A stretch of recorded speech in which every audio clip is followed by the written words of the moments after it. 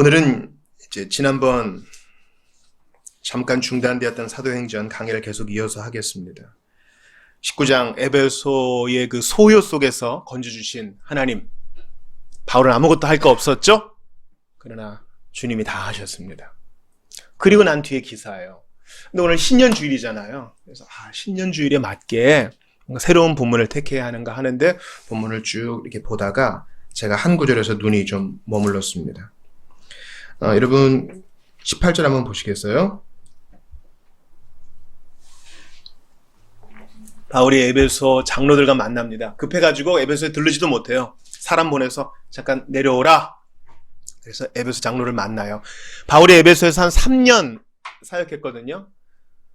그래서 뭐 반대도 많이 겪었지만 두란노 서원에서 2년 넘게 강론도 하고 그랬죠. 자, 18절 한번 읽어볼게요. 시작. 오매 그들에게 말하되 아시아에 들어온 첫날부터 지금까지 내가 항상 여러분 가운데서 어떻게 행하였는지를 여러분 다 아는 바니. 여러분 펜을 쓰신 분 한 밑줄 한번 쳐보세요. 첫날부터 지금까지. 제가 너무 감사했어요. 굳이 신년 본문을 정하지 않아도 오늘 2023년의 첫날이잖아요. 주님이 우리에게 이 강해 설교할 때 이 본문 그냥 주신 거 아니에요. 다 주의 뜻 안에 있어요. 첫날부터 지금까지. 우리에게는 어떻게 적응할 수 있을까요? 2023년의 첫날부터 마지막 날까지. 우리가 오늘은 살아있는 날 중 가장 젊은 날이잖아요. 가장 신선한 날이잖아요. 오늘부터 주님 부르시는 날까지 내가 어떻게 살아야 하는가. 바로 우리의 사명과 태도를 점검해보는 시간 갖기를 원합니다. 주보 1면 한번 보시겠습니까?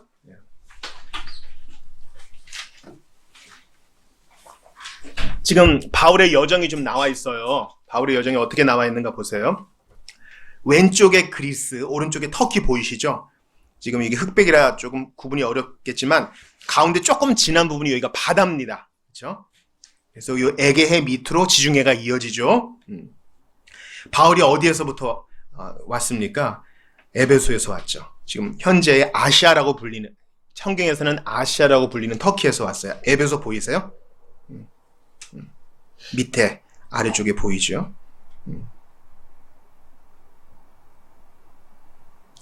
그가 여기서 이제 배를 타고 이제 자기를 파송해 준 곳으로 이제 돌아가서 예루살렘에 후원금을 전달하고 또 이제 로마까지 가려고 합니다. 그러는 와중에 이제 드로아로 이르고 드로아에서 아소까지 걸어가고 아소에서는 그 밑에 미들렌의 성과 기호 섬으로 배에 들르고 사모까지 배에 들르고 에베소에 들러서 들르지는 못하고 밀레도에서 에베소 장로를 이렇게 만나는 장면입니다.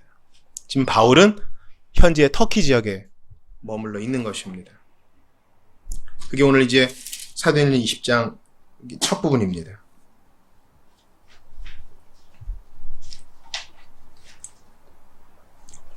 바울은 자기가 2차 전도 여행 때 들렀던 유럽의 교회들을 하나하나 순방하고 이제 다시 들어와 트로이에 이제 머물렀습니다.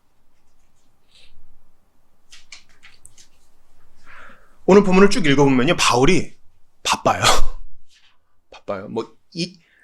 3일을 머물렀다, 7일을 머물렀다, 또 하루씩 머물렀다, 만나고 헤어졌다, 이런 게 나와요. 이렇게 급하죠? 할 일이 있어 그래요. 여러분 오늘 본문에 사도행전 20장 3절 보시겠어요? 거기 석 달 동안 있다가 배 타고 수리아로 가고자 할 그때에, 수리아는 이제 시리아입니다. 갈 때 배 타고 가는 게 좋거든요. 아마 이 석 달 동안 로마서를 썼을 거라 사람들이 생각해요. 그때 유대인들이 자기를 해하려고 공모함으로 예전에 우리나라 정치 지도자들 그렇게 하려고 했던 것처럼 배에서 바울을 잡아가지고 지중해 그냥 빠뜨려 죽여버려야겠다, 이런 유대인들이 있었어요. 근데 그게 소식이 들린 거죠. 그래서 어떻게 해요? 마게도냐를 거쳐 돌아가기로 작정하니 육로를 택하기로 한 거예요. 여기서 작정이 중요해요. 여러분 따라해보세요. 작정은요 그냥 단순히 계획하는 게 아니에요. 빨리 예루살렘에 갈 일이 있는 거예요. 목표의식이 분명해요. 또 뒷부분도 한번 볼까요?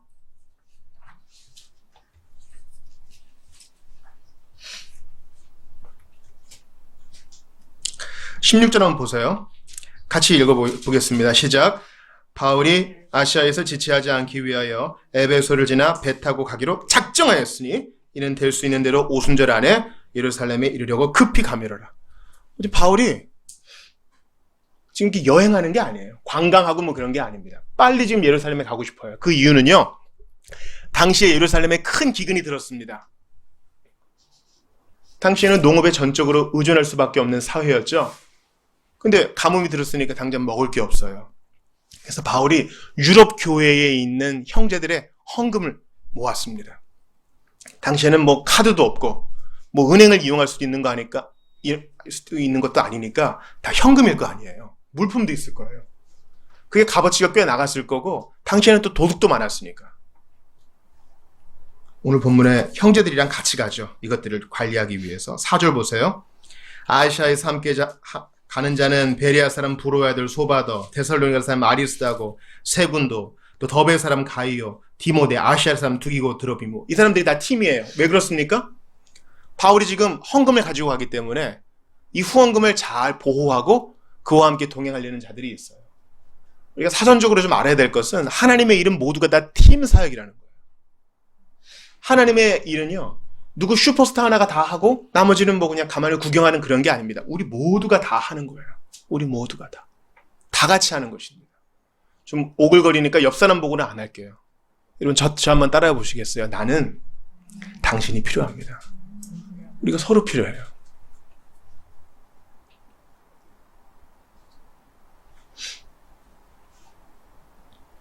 우리 청소년이 지금 2명 있는데요.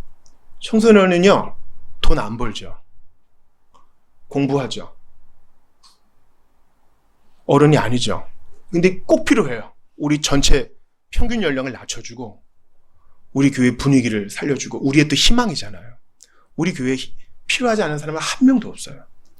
제가 이 스펄전의 이 얘기 좋아하는데 지금 병이 들어서 자리에 누워있는 사람도 우리한테 필요한 사람이에요. 그 사람 때문에 우리 기도하잖아요. 저는 어떤 공동체를 봤어요. 이 교회는 모든 게 너무 안정적이어서 기도를 안 해요. 근데 하나님이 잠시 잠깐 환자를 허락하세요. 잠시 잠깐 어려움을 허락하세요. 그제서야 이제 성도들이 깨어나는 거예요. 기도로. 우리는 서로서로가 필요합니다. 또 하나 예비적으로 보고 싶은 것은 7절이에요. 같이 읽어볼까요? 시작. 그 주간의 첫날에 우리가 떡을 떼려 하여 모였더니 바울이 이튿날 떠나고자 하여 그들에게 강론할세 말을 밤중까지 계속하며. 이건 이제 성경에서 신자들이 주일에 모였다는 것을 가르쳐주는 가장 명확한 본문이에요. 그 주간의 첫날이 언제예요? 주일이에요. 여러분, 우리가 주말 잘 보내세요 할 때 세상 사람들은 토요일, 주일 얘기하지만 우리의 주말은 금요일, 토요일입니다. 우리는 한 주의 시작 월요일 잘 보냈어요. 우리는 그렇게 얘기 안 해요. 우리의 한 주의 시작은 부활의 날, 주일입니다. 이때 떡을 떼려 하여 모였대요. 또 뭘 알 수 있어요? 초대교회는 주일에 성찬식 했구나. 주일에 애찬했구나. 우리가 그랬던 것처럼 그들도 모여서 밥을 먹었습니다. 밥을 먹어야 식구입니다. 네, 보세요. 바울이 이튿날 떠나고자 하여, 월요일에 떠나고자 하여 그들에게 강론할세 말을 밤중까지 계속했대요. 그럴 수밖에 없죠. 이때는 주일이 공휴일이 아니에요. 대다수의 교회 멤버들은 평민 노동자와 노예들이라고요. 군인들하고. 그러니까 낮 동안 열심히 일하고 이제 밤에 저녁에 애찬 겸 성찬으로 모여가지고 이제 저녁 집회를 하는데 이게 쭉 밤중까지 이어진 것입니다. 11절도 보세요. 올라가 떡을 떼어 먹고 오랫동안 곧 날이 새기까지 이야기하고 떠나니라. 이 유두고를 살린 이후에 또 떡을 떼어 먹고 성찬과 애찬을 하고 이제 헤어집니다. 이렇게 우리는 초대교회 사람들이, 성도들이 주일에 모여서 말씀을 들었고 성찬을 했다는 것을 알 수 있고요. 이렇게 밤을 샌 바울이요, 일행들은 먼저 보내고 13절 보세요. 우리는 앞서 배를 타고 아소에서 바울을 태우려고 그리로 가니 이는 바울이 걸어서 가고자 하여 그렇게 정하여 준 것이라. 지금 이 드로아에서 아소까지는 30km 되는데요. 밤을 샌 바울이 여기서 걸으면서 무슨 생각했을까? 그런 생각을 한번 해봅니다. 우리 좀 난방기 온도 조금만 좀 떨어뜨려 주세요. 네.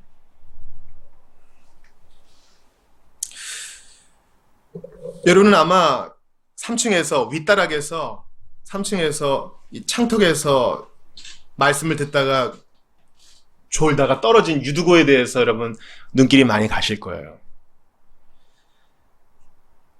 8절 보세요. 우리가 모인 윗다락에 등불을 많이 켰는데. 당시에는 이제 가정에서 모였겠죠. 가정에서 모였는데 좀 큰 집에서 모였을 거예요. 근데 바울이 잠깐 들렀다 또 간다 하니까 사람들이 좀 모였을 거예요. 여러 가정교회들이 이제 통합 예배를 드렸을 거예요. 근데 윗다락에 등불을 많이 켰는데, 다락방에 모였는데 등불도 켰어요. 그 등불이 여러분 산소를 잡아먹죠. 또 사람도 많으니까 기온도 올라가고 조금 답답하고 졸음이 오겠죠. 유두거라는 청년이 좀 잠을 깨려고 환기가 잘 되는 창에 걸터 앉아 있었는데 하루 종일 일했기 때문에 피곤해요. 졸음을 이길 수는 없어요. 졸리면 자야 되는데 꾸벅꾸벅 졸다가 떨어졌습니다. 3층에서. 여러분, 이 사도행전을 쓴 사람이 누구죠? 사도행전 저자 누구예요? 성령님이 저자이시지만 사도행전을 쓴 인간 저자는 누구예요? 누가예요, 누가. 누가의 직업이 뭐죠? 의원이에요, 의원. 그래서 누가복음에만 보면요, 마리아의 임신에 대해서 또 예수님의 순환에 대해서 좀 자세히 표현합니다. 누가가 진단해 볼 때 죽은 거예요. 심장박동이 없어. 근데 바울은 뭐라 그래요? 떠들지 말아라 하고 그 청년 위에 엎드립니다. 이 본문이 왜 있을까요, 여러분? 이 본문이 여러분. 좀 생뚱맞지 않아요? 지금 빨리 예루살렘에 가는데 청년 위에 엎드려요. 이거 왜 있을까요? 여러분, 이 본문 어디서 많이 보지 않으셨어요? 죽은 사람 위에 엎드리는 거. 죽은 사람 위에 엎드렸던 두 선지자가 있습니다. 첫 번째는 엘리야 선지자가 그랬죠. 사르밧 과부 아들이 죽으니까 그 위에 엎드렸습니다. 또 누가 죽은 사람 위에 엎드렸죠? 선지자 중에? 엘리사도 엎드렸어요. 수넴 여인의 아들한테도 엎드렸습니다. 그러고 보니까 예수님도 죽은 자를 살리셨죠. 나사로야 나오라. 또 과부의 아들도 살리셨고, 또 예수님이 돌아가실 때 무덤 있는 자들이 일어났다 그래요. 베드로도 도르가라는 여인을 살렸고요. 지금 이 본문이 말하는 것은 뭐예요? 바울의 사역의 방식이 지금 예수님의 방식과 똑같은 거예요. 다른 사람 이롭게 하고 다른 사람에게 우리의 온기를 나누어주는 일. 오늘 다 보지는 않았지만 여러분, 바울이 떡을 떼잖아요. 자, 오늘 사도행전 20장 다시 한번 봅시다. 7절 보세요. 그 주간의 첫날에 우리가 뭘 때려 하여? 떡을 때려 하여. 또 11절에 올라가 무엇을 떼어 먹고? 떡을 떼어 먹고. 바울이 지금 죽으러 가거든요. 잡힐지도 모르거든요. 잡힐 거예요. 예수님이 잡히기 전날 밤에 떡을 나눈 것처럼 그도 그렇게 합니다. 지금 뭘 얘기하는지 아시겠죠? 사도의 지금 사역이 예수님의 발자취를 따른 것이라는 걸 알려주고 있어요. 또 지금 장로들을 만나요. 자, 17절 보세요. 바울이 밀레드에서 사람을 에베소에 보내어 교회 장로들을 청하니. 그러면서 오늘 본문은 아니지만, 자, 25절 보세요. 같이 읽어봅니다. 20장 25절 시작. 보라, 내가 여러분 중에 왕래하며 하나님의 나라를 전파하였으나 이제는 여러분이 다 내 얼굴을 다시 보지 못할 줄 아노라. 예수님이 고별 설교를 하신 거랑 비슷하죠. 이 본문이 얘기하는 것은 신자는 예수님 따라가는 자라는 걸 알려주는 거예요. 우리도 똑같지는 않으나 비슷한 같은 성격의 섬김을 하는 것입니다. 주님의 뒤를 따라가는 거예요. 가면서도 떡을 떼고 사랑을 나누고 우리의 일을 하면서도 다른 사람을 돕는 것입니다. 자, 이제 저는 신년을 맞이해서 첫날부터 마지막 날까지 우리가 견지해야 될 자세를 여러분과 좀 나누고 싶습니다. 첫 번째는 우리 모두가 참고 섬겨야 된다는 사실입니다. 다시 18절을 보세요. 바울이 에베소 장로를 불러 모읍니다. 그리고 이렇게 얘기해요. 내가 아시아에 들어온 첫날부터 지금까지, 그러니까 우리한테는 어떻게 적용돼요? 2023년을 시작하는 첫날부터 마지막 날까지 내가 항상 여러분 가운데서 어떻게 행하였는지를 여러분도 아는 바니. 그러면서 세 가지를 얘기해요. 우리도 그렇게 해야 되는 거예요. 지금 바울은 성도의 본을 보여주는 것이요, 성도의 삶의 원칙을 얘기해 주는 겁니다. 삶의 방식은 다 달라요. 어떤 사람은 장사하고, 어떤 사람은 공부하고, 어떤 사람은 판매하고, 어떤 사람은 연구하고, 어떤 사람은 창작하고, 어떤 사람은 돌봅니다. 삶의 방식은 다 달라요. 그러나 원칙은 성도의 원칙은 다 똑같아요. 기억하세요. 왜냐하면 성경은 성도의 교훈을 위해, 교회의 유익을 위해 주신 거니까. 첫 번째 우리가 첫날부터 마지막까지 지켜야 될 태도는 무엇입니까? 19절 같이 읽어봐요. 시작. 곧 모든 겸손과 눈물이며 유대인의 간계로 말미암아 당한 시험을 참고 주를 섬긴 것과, 참고 주를 섬긴 것, 밑줄 치세요. 참고 주를 섬긴 것. 여러분 저 한번 따라해 보세요. 참고 주를 섬긴 것, 참고 주를 섬긴 것. 올 한해 여러분 쉽지 않을 거예요. 제가 한번 진리를 선포하듯이 한번 단언합니다. 올해도 쉽지 않을 거예요. 물가는 오르고요. 경제는 언제나 그랬듯 어렵고요. 내 뜻대로 안 되는 일 많을 거예요. 또 우리 가까운 사람, 우리 가족도 우리가 얼마나 참아줘야 되는지 몰라요. 그리고 나도 나를 좀 잘 참아줘야 돼. 나도 내가 잘 마음에 안 들거든요. 그러면서도 주를 섬기며 나아가는 게 우리가 첫 번째, 첫날부터 마지막까지 택해야 할 삶의 자세입니다. 여러분 제가요, 한 그 감독이 운동선수들에게 코치하는 걸 봤어요. 여러분 농구든 축구든 여러분 가까이서 보신 적 있어요? 몸싸움이 어마어마합니다. 여러분 펠레가 죽었어요. 이 펠레는 어마어마한 선수예요. 근데 펠레가 등장했던 월드컵에 사람들이 선수들이 시기하니까 얼마나 비인간적인 태클을 많이 했는지 펠레가 실려갔어요. 사람이 거의 죽을 뻔했습니다. 가까이서 보면은 몸싸움이 심해요. 우리의 경주도 그럴 거예요. 쉽지 않을 거예요. 우리가 무슨 뜻을 좀 이루려고 하면 방해하는 게 왜 이렇게 많아요? 가까운 사람이 말로 찔러요. 환경이 안 열려요. 꼭 필요할 때 돈은 없어. 생각지도 않았던 데가 아파요. 그러나 우리는 참고 주님을 섬겨야 돼요.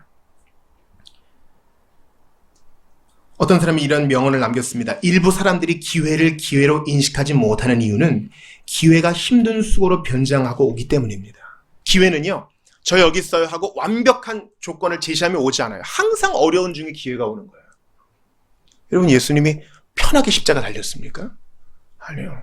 먹지 못하고 자지 못하고 배반당하고 매를 맞고 억울한 재판을 당하며 인류를 구원할 기회를 잡으셨어요. 우리도 쉽지 않을 겁니다. 그러나 고난 중에 나아가는 것입니다. 우리 주님이 말씀하시죠. 너희도 사랑할 만한 사람을 사랑하면 세상 사람들과 뭔가 다를 게 있겠느냐. 그랬어요. 주님은 참고 주님을 섬기기를 원하십니다.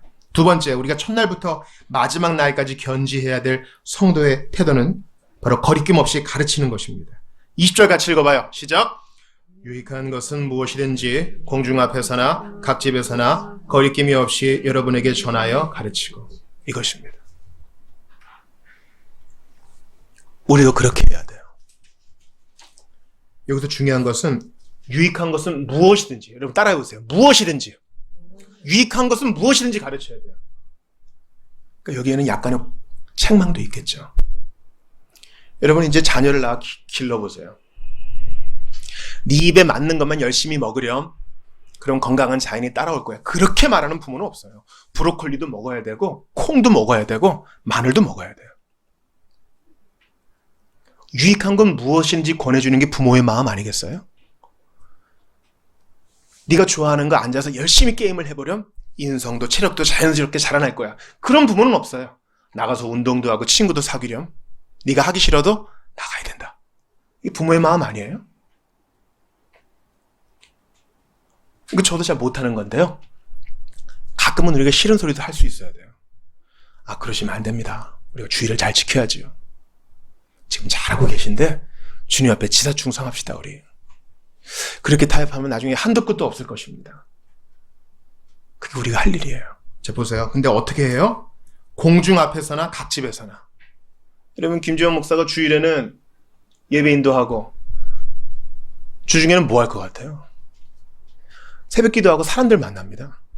여기도 가고 저기도 가고. 이거 우리 모두가 해야 될 일이에요. 여러분 다 자기 잡이 있잖아요. 그러니까 늘 그렇게 할 수는 없으나 주님이 만나시게 하는 사람에게 성도의 본분을 나누는 거예요. 목사님 저는 잘 못 가르쳐요. 아니요. 여러분 가르치고 계세요. 여러분 다 가르치고 있어요. 우리의 삶의 방식으로 사람들에게 가르치고 있다고요. 여러분 안 그런 것 같죠? 우리가 다 영향력을 미치고 있다고요. 우리가 자주 하는 말, 결정하는 태도로 우린 가르치고 있어요. 여러분 윤영주 장로님 아세요? 윤영주 장로님? 우리 윤동주 시인의 친척이에요. 이분이 뭐 좋은 일도 있고 나쁜 일도 있었고 옛날에 세시봉 멤버였다면서요. 옛날에 중고등학교 강연을 한번 가셨대요. 여러분 이 세상에서 제일 강연하기 힘든 사람은 중학생이에요. 노래도 따라 안 해. 박수도 안 쳐. 이렇게 앉아가지고 재미없으면 졸고 이래요. 그때가 뭐 90년대 됐나 봐요. 애들이 너무 떠드니까 윤영주 장로님이 야 니네들 이렇게 떠드는데 너희들 내 누군지 알아? 그러니까 애들이 아저씨 누구예요? 뭐 할아버지 누구예요? 막 그랬겠죠. 내가 김건모보다 유명한 사람이야. 그러니까 웃음소리 막 한 거죠. 그때 기타를 딱 메고 노래를 하나 불러요. 멕시코 피클처럼 부드 이거 재밌으셨어요? 말해요. 우와 애들이 손이 가요 손이 가 이거 하니까 애들이 우와 한 거예요. 무슨 말인지 아시겠어요? 우리가 교육을 받지 않아요. 앉아서 샘표 간장송을 배우지 않아요. 앉아서 껌노래를 배우지 않아요. 근데 계속 반복적으로 듣죠? 그 우리 DNA에 녹아든 거예요. 여러분 우리는 이제 다른 사람 가르치고 있어요. 우리의 말로, 우리가 평소에 하는 태도로, 우리의 삶의 성격으로 다른 사람에게 영향을 미치고 있다. 나이 들면서 점점 그러나? 점점 그래요. 주변에서 나이 먹는다는 건 책임이 있다는 거예요. 그러므로 우리도 그렇게 해야 됩니다. 곧 모든 겸손과 눈물이며 유대인의 관계로 말미암아 당한 시험을 참고 주를 섬긴 것과 유익한 것은 뭐든지 공중 앞에서나 각집에서나 거리낌 없이 여러분에게 전하여 가르치고. 예수 믿는 거 부끄러워하지 마세요.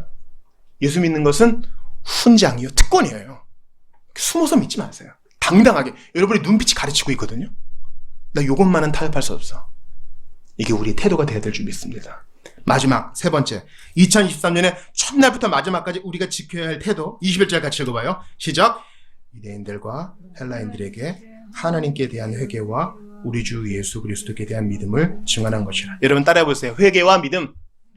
이게 신자의 기본 중에 기본이에요. 회개합니다. 회개는 뭐 눈물을 쏟으면 감정적인 반응만이 아니에요. 회개한다는 것은 이전의 삶에서 돌이킨다는 뜻이에요. 돌이켜서 예수를 믿는다는 것입니다. 예수를 믿는다는 것은 이전의 삶에서 회개한다는 뜻이에요. 둘이 같은 거예요. 동전의 양면입니다. 우리가 진짜 회개했는가? 지금 에베소 장로들 믿는 사람이거든요. 그러나 한 번 믿은 사람에게도 계속 회개를 강조하는 겁니다. 우리 매일 돌이켜야 되거든요. 매일 믿어야 되거든요. 회개와 믿음은 단 이례적인 사건이 아니에요. 매일 믿고 매일 돌이킵니다. 하루를 힘있게 시작해요. 근데 예상하지 못할 때 확 성질이다. 그때 또 회개하는 거예요. 주님께 물어봐야 되는데 내 통밥으로, 내 경력으로, 내 상식으로 결정하면 그때 다시 주님을 의지하는 거예요. 주 예수 그리스도께 대한 믿음, 예수님의 성육신, 예수님의 사심, 예수님이 날 위해 죽으심, 십자가에 못 박혀 실제로 죽으심, 부활하심, 승천하심, 그걸 믿는 거예요. 이게 우리 첫날부터 마지막 날까지 우리가 견지해야 될 신자의 태도예요. 첫 번째 뭐라고요? 참고 섬기는 거. 쉽지 않아요. 두 번째, 거리낌 없이 가르치는 거. 말과 생각, 결정과 태도와 눈빛으로. 세 번째, 회개와 믿음을 증언하는 거. 매일매일 하는 거예요. 쉬워요? 쉽지 않아요. 다시 한번 19절 보세요. 이 모든 일의 베이스는 바로 모든 겸손과 눈물입니다.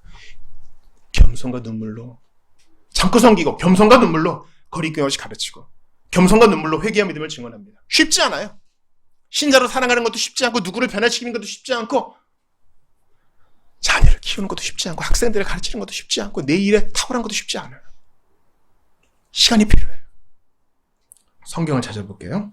히브리서 5장 7절 찾아볼게요. 자, 오늘 보면 딱 집어넣으시고 히로 시작하는 히 5장 7절 찾아 읽을게요.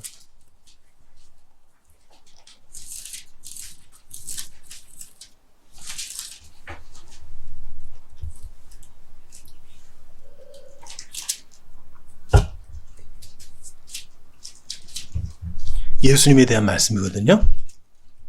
히브리서 5장 7절 우리 같이 읽어볼까요? 히 5장 7 시작. 그는 육체에 계실 때에 자기를 죽음에서 능히 구원하실 이에게 심한 통곡과 눈물로 간구와 소원을 올렸고 그의 경건하심으로 말미암아 들으심을 얻어.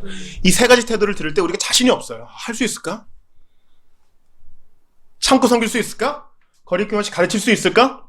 회개와 믿음을 증언할 수 있을까? 나는 숨고 싶고 좀 안 튀고 싶고 안전하고 싶은데 눈물과 겸손을 할 수 있을까? 근데 예수님도 통곡과 눈물로 이해를 하셨다니 우리를 이해하실 수 있어요. 예수님은 통곡이 뭔지 아세요? 우리가 언제 통곡해요? 가까운 사람 죽을 때, 큰 돈 잃었을 때, 건강 잃었을 때, 사기 맞았을 때, 배반당했을 때, 누가 구석에서 내 욕할 때 통곡하잖아요. 예수님은 배반도 당해봤고 맞아봤고 죽어도 봤어요. 또 눈물로. 예수님은 눈물의 사람 아니에요?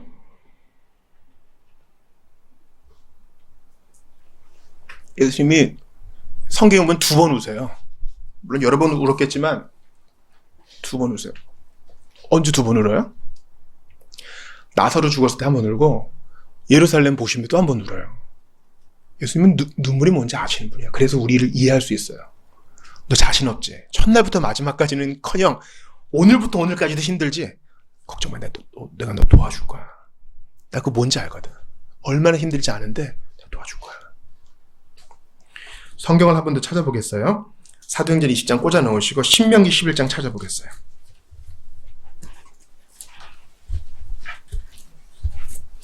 창출 레민신 구약성경의 5번째 책입니다. 신으로 찾으시면 되겠어요. 신명기 11장 12절입니다. 11, 12